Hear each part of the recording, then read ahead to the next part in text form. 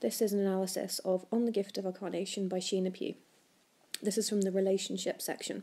So this goes with works by Duffy such as Oppenheimer's Cup and Saucer, Girlfriends, or Words Wide Night. Okay, there is a central metaphor in this poem and it's very straightforward. The woman has given her lover a carnation and then he uses this as an emblem of her, specifically of a kiss. So look out for colour imagery in this poem. You'll see it right from the outset. Mouth's redness, clothed in this flower.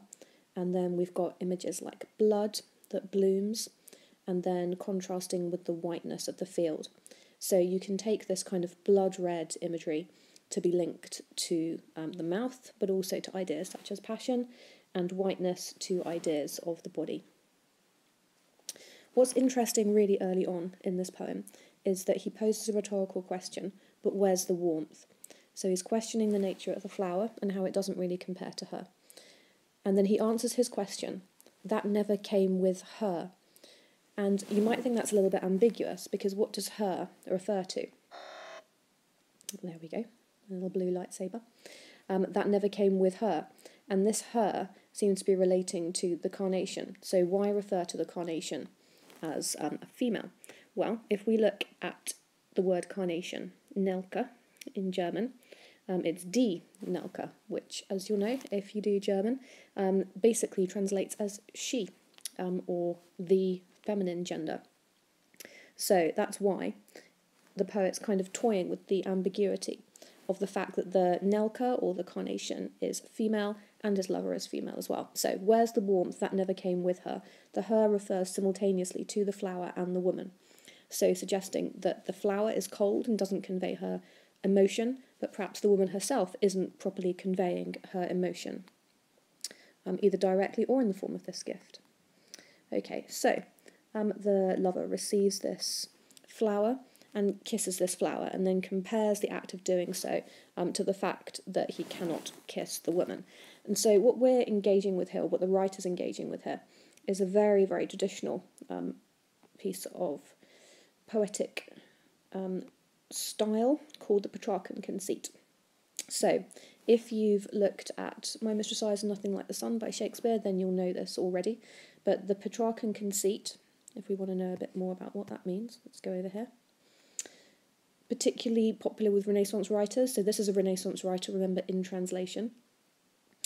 Often in sonnets. This is a hyperbolic, so you know what that word means, exaggerated comparison, where the beautiful mistress is compared with a physical object, so tomb, ocean, sun, etc. There's an example, like sapphires shining bright. So here, the lover has been compared to a carnation, and the carnation comes up short. So we get a whole series of negatives being used. So things like don't feel the liquid fire mounting, she does not, she cannot, she has no tongue, does not, no, no, no, no, no, not that art, etc. So there's a whole series of negatives all the way through that section, that by showing what the carnation is not, he's simultaneously saying what the lover is. So it's a way of praising her by demeaning the object that she's compared to. Little thing that's quite interesting to compare with the Duffy is this image up here. I don't feel the liquid fire mounting. So that's a really interesting image, because the carnation has no sort of emotional impact on him. Desire is what he's describing here, and he describes it as liquid fire. That's interesting because it's paradoxical. So obviously fire is not liquid, so he's combining two ideas together to create the sort of oxymoron of what desire is like. So you'll have noticed that when Duffy presents desire, she also uses oxymorons. So find one of those. You'll find it in Words Wide Night, and possibly other poems as well. So you could tie those two together quite usefully. Let's get rid of the lightsaber. Okay. We do get quite a few references to fire. Actually, there's another one down here. Let's bring it back. There we go. Another bit of fire down there. So two references to fire. So a very, very common way of describing desire. At the end here, directly addresses her, our friend. Sweet anticipation. I can't compete with you. Okay, I think we've probably covered most of what is interesting in that. Finally, just to note, whoops, get rid of that. Let's go over here. Finally, just to note over here that there's lots of erotic tactile imagery, particularly towards the end. We've got things like spirit, blood, and sap. Let's bring that back. There it is, spirit, blood, and sap, which is all sort of eroticized, tactile imagery. We get quite a lot of that directness, perhaps a little bit shocking, certainly surprising, in Duffy as well, particularly like Girlfriends or Oppenheim's Cup and Saucer. You'll see that kind of challenging use of imagery as well. Okay. Now it will be said. So this is useful, linking with Duffy, obviously anything on the topic of women, but also sort of myths and legends, which could well come up. So worth having a little read of the story of the Trio of Pearls. Here it is. So clearly ripe for a feminist agenda, because the only woman in the medieval Arab world to rule in her own name. So the story has got made into a novel, as it says. So she did actually start off as a slave, and then she rose up to great heights in Egypt. And clearly Pugh has sort of fictionalised her life here. Not so much to comment on the woman particularly, as to make a broader comment on power and money. So let's have a look at how she does this. Interesting again that we open with a series of negatives. So not hard like diamond, not even stone, just. So instantly undercutting the importance of pearls when compared to other things. So not the qualities that a pearl has, but the qualities a pearl doesn't have. So a pearl is not hard like a diamond. It's not useful in that sense, or possibly even beautiful. Not even stone, so without the kind of strength of a diamond, without the strength or usefulness of a stone, suggesting that strength is going to be something which is very, very important to possess. Just the accreted irritant of an oyster. So really kind of bringing the pearl down to its basic level. What is it really? It's just something that an oyster created because it had an irritant placed in it. So it really sort of brings it down to its base essentials. It's worth comparing with a poem like Making Money, for example, which shows people reduced to a really base account of themselves because of what money does. So nice comparison. Then she compares it symbolically to the moon. So the moon is sort of waxes and wanes. It's not constant, so it's fickle. And then in brackets there, it's the film queens, the brief mayflies who covet the rocks, the everlasting ice. So that's a reference to diamonds there.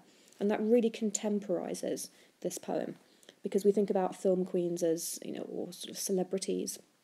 Brief mayflies are those that only have brief celebrity status. Rocks is a very contemporary word for diamonds, as is ice. So that sort of takes this mythological story of medieval Egypt and really brings it sort of bang up to date. But what does she do in the next stanza? She puts us way, way back in the Renaissance again, because she talks about Raleigh, which is a slightly odd spelling, but it refers to Sir Walter Raleigh. And she refers to an image of him at the top of a wheel wearing pearls in silver, the shifting moon's emblem. So Sir Walter Raleigh is very famously pictured as very ornately dressed in these sort of gifts of silver armour that he received from Elizabeth I. And why is he at the top of a wheel? Well, let's have a look over here. That's referring to this idea of the Rota Fortuna, or the Wheel of Fortune, which is a very, very famous idea in the medieval period and into the Renaissance. So here we go. We've got our king sitting at the top of the wheel, but the wheel always turns, so he will inevitably fall.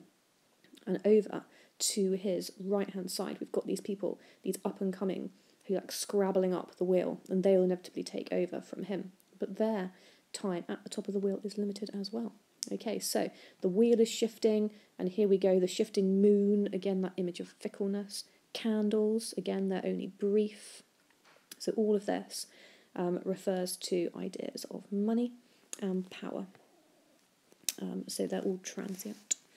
Okay, so it introduces the protagonist now, the persona, the Cairo slave who went by the name of Tree of Pearls. So this is the interesting characterisation of the female. Her master liked to hang long ropes about her. So I've made a little note over here. Key term. Reification. The female is turned into an object by the male ruler. This turns her into possession and it demeans her human worth. So a bit of a feminist reading there. Okay, so it's in her name. So that's a particular device as well. That's called nomenclature. So it's not mode of address necessarily, it's the name that she's given, so it's nomenclature. Okay, so she's compared to a Tree of Pearls. Okay, so she seizes the kingdom. But let's have a look at the way that power is conveyed. She seized the kingdom, held it a while too, proved as good or as bad as all the rest, killed a fair few of the innocent, built a mosque or two. So the whole tone of this stanza is really interesting. This whole stanza here is very much written in a nonchalant, carefree tone. Held it a while too, good or bad, fair few or two. All these little modifiers that she puts into each of these statements have the effect of undercutting, again, like she did at the beginning, undercutting this sense that power means anything, so therefore suggesting that it really means nothing. All the things she achieved are kind of transient and nothing. Okay, so the conclusion, it couldn't last. And then have a look at what happens to the verb. She waits now in the citadel for the rebels to break in and drag her out. She has something to do before her bones are bruised, blue and broken. So we're right up in the present tense now, and that's important because the reader is with her in the scene. We seem to be up to the present day, even though we're in the Middle Ages. The pain that she's about to suffer is foreshadowed, and the pain is really accentuated through this use of alliteration. Bones, bruised, blue, broken. And we get a huge sense of empathy for what she's about to suffer here. And who's going to do this? The wooden shoes of the slave girl. So there's a huge sense of irony, because the one who's going to damage her is basically a version of herself. So what does she do? She lays out in circles all her pearls, the worlds in which her light was reflected. So to her, she valued these things hugely, which Pugh has already suggested to us we should not value. And then she, in this act of sort of petulance, you could argue, smashes each of these. They start off as moons here, but then they become meteorites. So she's using this semantic field of the universe. And then finally we hear the voice of the Tree of Pearls herself, and it's rather petulant. There are her words. Little points. No other woman ever put them on. That will do. You may come in now, sirs. So again, the tense is quite important, because it seems to be happening immediately. But what's interesting as well is that Pugh breaks this up, that she says, they hate to be outlived, the power lovers. And she interjects, so we get the voice of Pugh interjecting into this woman's final, petulant but also rather tragic, standing up to the authorities. That will do, you may come in now, sirs, is a very brave and stoical response, even though her act of crushing the pearls could be described as rather petty. They hate to be outlived, the power lovers, is Pugh's final sort of comment, not only on the woman, but also on money and power and what it does to human beings. So an interesting poem, one that goes really, really well with any of the social political poems in Duffy, such as Making Money, but also perhaps in a slightly different way, with Poet for Our Times, kind of looking at different types of power, or weasel words, and politics and power.